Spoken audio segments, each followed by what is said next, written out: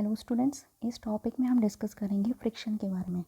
तो let's see, हम यहाँ पर एक ऑब्जेक्ट को कंसिडर करते हैं। इस ऑब्जेक्ट के ऊपर हम फोर्स अप्लाई करते हैं इस डायरेक्शन में। ये जो फोर्स हमने अप्लाई की है इसको हम डिनोट करते हैं कैपिटल F से।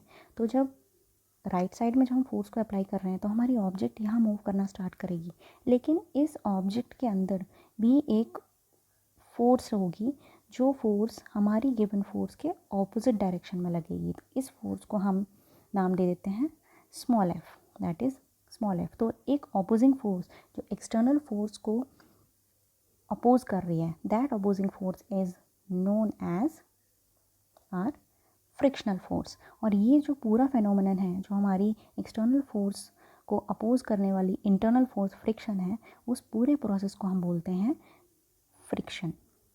तो फ्रिक्शन में हमारी ऑब्जेक्ट एक सरफेस के ऊपर रखी होती है और वो उस सरफेस पर स्टैटिक रहती है, वो भी फ्रिक्शन की वजह से है। और अगर वो उस सरफेस के ऊपर मूव कर रही है तो वो भी एक फ्रिक्शन की वजह से है। इसको और रिफाइंड फॉर्म में हम समझ लेते हैं।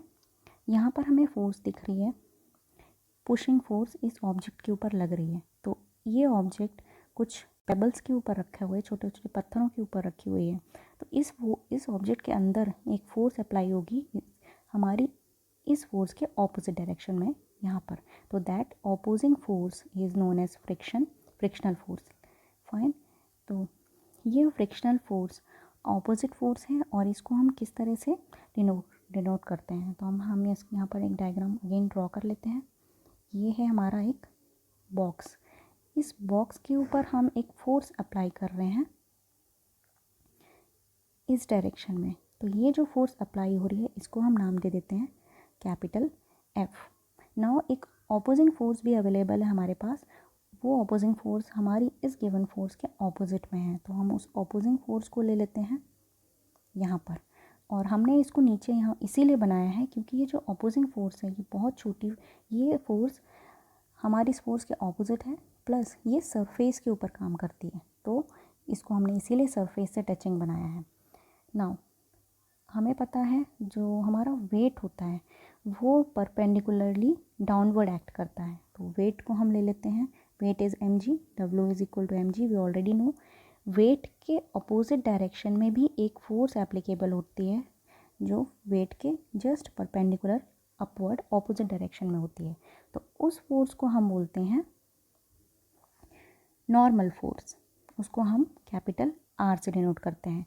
और ये नॉर्मल फोर्स हमारी ऑब्जेक्ट के सरफेस के परपेंडिकुलर में प्रेजेंट होती है। तो ये कॉन्सेप्ट समझना फ्रिक्शन में डेरिवेशंस में काम आएगा।